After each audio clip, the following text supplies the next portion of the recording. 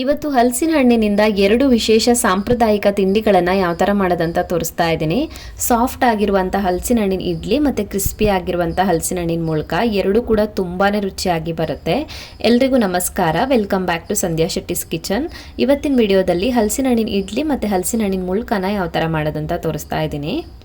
ಹಲಸಿನ ಹಣ್ಣಿನ ಇಡ್ಲಿ ಮಾಡೋದಕ್ಕೆ ನಾನಿಲ್ಲಿ 1 ಕಪ್ ಆಗೋಷ್ಟು ಅಕ್ಕಿನ ನೆನೆಯೋದಕ್ಕೆ ಹಾಕಿದ್ದೆ. 4 ಅವರ್ ನೆನೆಸ್ಕೊಂಡಿದ್ದೀನಿ ಅಕ್ಕಿನ. ಟೈಮ್ ಇದ್ದರೆ ಜಾಸ್ತಿ ಹೊತ್ತು ನೆನೆಸ್ಕೊಳ್ಬೋದು. 1 ಕಪ್ ಆಗೋಷ್ಟು ಅಕ್ಕಿಗೆ ನಾನಿಲ್ಲಿ 3 ಕಪ್ ಆಗೋಷ್ಟು ಹಲಸಿನ ಹಣ್ಣಿನ ಸೊಳೆಗಳನ್ನು ತೊಗೊಂಡಿದ್ದೀನಿ. ಅಂದಾಜಿಗೆ ಒಂದು 20 ಪೀಸ್ ಆಗೋಷ್ಟು ಇರ್ಬೋದು ಇದು. ಫಸ್ಟಿಗೆ ಇದನ್ನು ಸಣ್ಣ ಸಣ್ಣ ಪೀಸ್ಗಳಾಗಿ ಕಟ್ ಮಾಡಿಬಿಟ್ಟು ಇನ್ನೊಂದು ಪಾತ್ರೆಗೆ ಹಾಕ್ಕೊಳ್ಬೇಕು. ಸೊ ಇದು ಇಡಿಯಾಗಿ ರುಬ್ಬೋದಕ್ಕೆ ಹಾಕಿದ್ರೆ ಪೂರ್ತಿಯಾಗಿ ಗ್ರೈಂಡ್ ಆಗೋದಿಲ್ಲ, ಹಾಗಾಗಿ ಸಣ್ಣ ಸಣ್ಣ ಪೀಸ್ಗಳಾಗಿ ಮಾಡ್ಕೊಂಡಿದ್ದೀನಿ. ಇದಕ್ಕೆ ಇವಾಗ ನೆನೆಸ್ಕೊಂಡಿರುವಂಥ ಅಕ್ಕಿನ ನೀರನ್ನು ರಿಮೂವ್ ಮಾಡಿಬಿಟ್ಟು ಅಕ್ಕಿನ ಇದಕ್ಕೆ ಹಾಕಬೇಕು. 1 ಕಪ್ ಆಗೋಷ್ಟು ತೆಂಗಿನಕಾಯಿ ತುರಿನ ಹಾಕೊಳ್ತಾ ಇದ್ದೀನಿ. ಅರ್ಧ ಕಪ್ ಆಗೋಷ್ಟು ಬೆಲ್ಲ ಹಾಕೊಳ್ಬೇಕು. ಮತ್ತು 1/4 ಟೀ ಸ್ಪೂನ್ ಆಗೋಷ್ಟು ಉಪ್ಪನ್ನು ಹಾಕೊಳ್ಬೇಕು. ಉಪ್ಪು ಜಾಸ್ತಿ ಬೇಡ. ಸೊ ಇದನ್ನ ಇವಾಗ ಒಂದ್ಸಲ ಚೆನ್ನಾಗಿ ಮಿಕ್ಸ್ ಮಾಡ್ಕೊಳ್ಳೋಣ. ಒಂದೇ ಸಲಕ್ಕೆ ರುಬ್ಬೋದಕ್ಕೆ ಹಾಕೋದಕ್ಕೆ ಆಗೋದಿಲ್ಲ, ಇದು ಮಿಕ್ಸಿಗೆ ಹಿಡಿಯೋದಿಲ್ಲ. ಹಾಗಾಗಿ ಫಸ್ಟಿಗೆ ಇದನ್ನು ಚೆನ್ನಾಗಿ ಮಿಕ್ಸ್ ಮಾಡಿಕೊಂಡು ಸ್ವಲ್ಪನೇ ಮಿಕ್ಸಿ ಜಾರಿಗೆ ಹಾಕಿ ನುಣ್ಣಗೆ ರುಬ್ಕೊಳ್ಬೇಕು. ನೀರು ಹಾಕಬಾರ್ದು ರುಬ್ಬುವಾಗ, ಹಾಗೇನೆ ರುಬ್ಕೊಳ್ಬೇಕು. ಸೊ ನೈಸಾಗಿ ರುಬ್ಕೊಳ್ಬೇಕು. ಎಷ್ಟು ನೈಸ್ ಆಗುತ್ತೋ ಅಷ್ಟು ನೈಸಾಗಿ ರುಬ್ಕೊಳ್ಬೇಕು. ಸೊ ಹಿಟ್ಟನ್ನು ರುಬ್ಬಿಟ್ಟು ತೊಗೊಂಡು ಬಂದಿದ್ದೀನಿ. ರುಬ್ಬುವಾಗ ನಾನು ಇದಕ್ಕೆ ಸ್ವಲ್ಪ ಅರಿಶಿಣದ ಪುಡಿ ಹಾಕ್ಕೊಂಡಿದ್ದೆ. ಬೇಕಿದ್ರೆ ಹಾಕೋಬೋದು, ಹಾಕಿಲ್ಲ ಅಂದರೂ ಪರವಾಗಿಲ್ಲ. ನಾನಿದು ಕಲರ್ ಬರಲಿ ಅಂತ ಹಾಕ್ಕೊಂಡಿರೋದಷ್ಟೇ. ಸೊ ಹಿಟ್ಟಿದು ಕನ್ಸಿಸ್ಟೆನ್ಸಿ ಕರೆಕ್ಟ್ ಆಗಿದೆ. ಇವಾಗ ಇದರಿಂದ ಇಡ್ಲಿನ ರೆಡಿ ಮಾಡ್ಕೊಳ್ಳೋಣ. ಇಡ್ಲಿ ತಟ್ಟೆಗೆ ತೆಂಗಿನೆಣ್ಣೆ ಸೌರು ಇಟ್ಕೊಂಡಿದ್ದೀನಿ. ತೆಂಗಿನೆಣ್ಣೆ ಆದರೂ ಪರವಾಗಿಲ್ಲ, ತುಪ್ಪ ಆದರೂ ಪರವಾಗಿಲ್ಲ. ತುಪ್ಪ ಅಥವಾ ತೆಂಗಿನೆಣ್ಣೆನ ಸೌರ್ಬಿಟ್ಟು ಇವಾಗ ಇಡ್ಲಿ ಕಪ್ಸ್ಗೆ ಸ್ವಲ್ಪನೇ ಹಿಟ್ಟನ್ನು ಹಾಕಿಬಿಟ್ಟು ರೆಡಿ ಮಾಡಿ ಇಟ್ಕೊಳ್ಳೋಣ. ಪೂರ್ತಿಯಾಗಿ ಫಿಲ್ ಮಾಡಬಾರ್ದು, ಅರ್ಧದಕ್ಕೆ ಮಾತ್ರ ಹಿಟ್ಟನ್ನು ಹಾಕ್ಕೊಳ್ಳಿ. ಅರ್ಧದಷ್ಟು ಹಿಟ್ಟನ್ನು ಹಾಕ್ಕೊಳ್ಳಿ. ಅರ್ಧದಷ್ಟು ಹಿಟ್ಟು ಹಾಕಿದಾಗ ಮತ್ತು ಇಡ್ಲಿ ಬೆಂದಾಗ ಉಬ್ಬುತ್ತೆ, ಆವಾಗ ಫುಲ್ ಆಗುತ್ತೆ. ಸೊ ಎಲ್ಲ ಕಪ್ಸ್ಗೂ ಕೂಡ ಹಿಟ್ಟು ಹಾಕಿ ಇಟ್ಕೊಂಡಿದ್ದೀನಿ.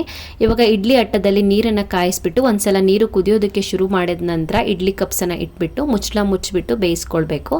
ಅಂದಾಜು ಒಂದು 15ರಿಂದ 20 ನಿಮಿಷ ಆದರೂ ಬೇಕಾಗ್ಬೋದು ಪೂರ್ತಿ ಇಡ್ಲಿ ಬೇಯೋದಕ್ಕೆ. ಮುಚ್ಚಿಬಿಟ್ಟು ಹಬೆಯಲ್ಲಿ ಬೇಯಿಸ್ಕೊಳ್ಳೋಣ. ಅಷ್ಟರಲ್ಲಿ ನಾವು ಮುಳ್ಕ ರೆಡಿ ಮಾಡ್ಕೊಳ್ಳೋಣ.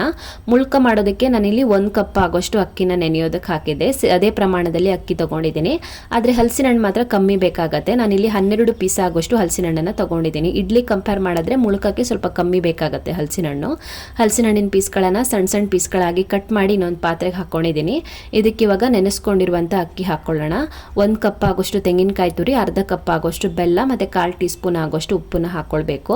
2 ಅಳತೆ ಸೇಮ್ ತಗೊಂಡಿರೋದು, ಆದರೆ ಹಲಸಿನ ಹಣ್ಣಿನ ಸೊಳೆ ಮಾತ್ರ ಇಡ್ಲಿಗೆ ಜಾಸ್ತಿ ಬೇಕಾಗತ್ತೆ. ಸೊ ಎಲ್ಲ ಐಟಮ್ಸನ್ನು ಹಾಕಿಬಿಟ್ಟು ಒಂದ್ಸಲ ಚೆನ್ನಾಗಿ ಮಿಕ್ಸ್ ಮಾಡ್ಕೊಳ್ಳಿ. ಮಿಕ್ಸ್ ಮಾಡಿಬಿಟ್ಟು ಇದನ್ನು ಕೂಡ ರುಬ್ಬೋದಕ್ಕೆ ಹಾಕ್ಕೊಳ್ಳೋಣ. ಇಲ್ಲೂ ಕೂಡ ರುಬ್ಬೋವಾಗ ನೀರು ಹಾಕಬಾರ್ದು, ನೀರು ಹಾಕ್ದೇ ಹಾಗೇನೆ ರುಬ್ಕೊಳ್ಬೇಕು. ಸೊ ನಾನು ಹಿಟ್ಟನ್ನು ರುಬ್ಬಿಟ್ಟು ತೊಗೊಂಡು ಬಂದಿದ್ದೀನಿ. ಇಲ್ಲಿ ಕೂಡ ರುಬ್ಬೋದಕ್ಕೆ ಸ್ವಲ್ಪ ಅರಿಶಿಣದ ಪುಡಿ ಹಾಕ್ಕೊಂಡಿದ್ದೀನಿ, ಬೇಕಿದ್ರೆ ಹಾಕ್ಬೋದು. ಹಿಟ್ಟಿದು ಕನ್ಸಿಸ್ಟೆನ್ಸಿ ಕರೆಕ್ಟ್ ಆಗಿದೆ. ಇವಾಗ ಇದರಿಂದ ಮುಳ್ಕನ ರೆಡಿ ಮಾಡ್ಕೊಳ್ಳೋಣ.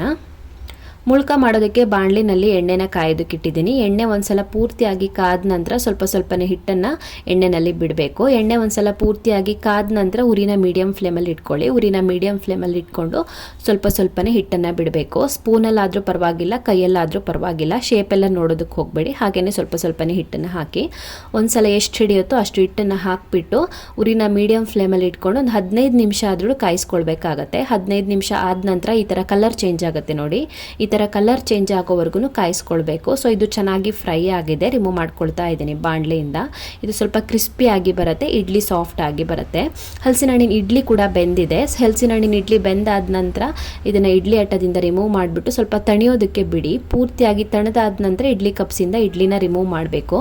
ಬಿಸಿ ಇರುವಾಗ ರಿಮೂವ್ ಮಾಡಿದ್ರೆ ತಟ್ಟೆಗೆ ಅಂಟ್ಕೊಳ್ಳುತ್ತೆ, ಈಸಿಯಾಗಿ ರಿಮೂವ್ ಮಾಡೋದಕ್ಕೆ ಬರೋದಿಲ್ಲ. ಪೂರ್ತಿಯಾಗಿ ತಣದಾದ ನಂತರ ರಿಮೂವ್ ಮಾಡಬೇಕು. ಇಡ್ಲಿ ನೋಡಿ ಎಷ್ಟು ಸಾಫ್ಟ್ ಆಗಿ ಪರ್ಫೆಕ್ಟ್ ಆಗಿ ಬರುತ್ತೆ. ರುಚಿನೂ ಕೂಡ ತುಂಬಾ ಚೆನ್ನಾಗಿರುತ್ತೆ. ಸಿಹಿಯಾಗಿ ಸ್ವಲ್ಪ ತುಪ್ಪ ಹಾಕೊಂಡು ತಿನ್ನೋದಕ್ಕಂತೂ ಪರ್ಫೆಕ್ಟ್ ಆಗಿರುತ್ತೆ. ಸೊ ಇವತ್ತು ಹಲಸಿನ ಹಣ್ಣಿನಿಂದ ಮುಳ್ಕ ಮತ್ತು ಇಡ್ಲಿನ ಯಾವ ಥರ ಮಾಡೋದಂತ ನೋಡಿದ್ರಲ್ಲ. ಇಡ್ಲಿ ಸಾಫ್ಟ್ ಆಗಿದ್ರೆ ಮುಳ್ಕ ಹೊರಗಡೆ ಕ್ರಿಸ್ಪಿಯಾಗಿ ಒಳಗಡೆ ಸಾಫ್ಟ್ ಆಗಿ ತುಂಬಾ ಚೆನ್ನಾಗಿರುತ್ತೆ ತಿನ್ನೋದಕ್ಕೆ. ಎರಡೂ ಕೂಡ ಫಸ್ಟ್ ಕ್ಲಾಸ್ ಆಗಿರುತ್ತೆ ಟೇಸ್ಟಲ್ಲಿ. ಸೊ ನೀವು ಕೂಡ ಈ ರೆಸಿಪಿಗಳನ್ನು ಟ್ರೈ ಮಾಡಿ ಕಮೆಂಟಲ್ಲಿ ಹೇಗಿದೆ ಅಂತ ತಿಳಿಸಿ. ನಿಮಗೆ ಹಲಸಿನ ಹಣ್ಣಿನ ಬೇರೆ ಯಾವುದಾದ್ರೂ ರೆಸಿಪಿ ಗೊತ್ತಿದ್ದರೆ ಕಮೆಂಟ್ ಮಾಡಿ, ಯಾವುದಂತ ಹೇಳಿ ತಿಳಿಸಿ. ಸೊ 2 ವಿಡಿಯೋ ನಿಮಗೆ ಇಷ್ಟ ಆಗಿದ್ದರೆ ವಿಡಿಯೋಗೊಂದು ಲೈಕ್ ಕೊಡಿ, ಕಮೆಂಟಲ್ಲಿ ಹೇಗಿದೆ ಅಂತ ತಿಳಿಸಿ.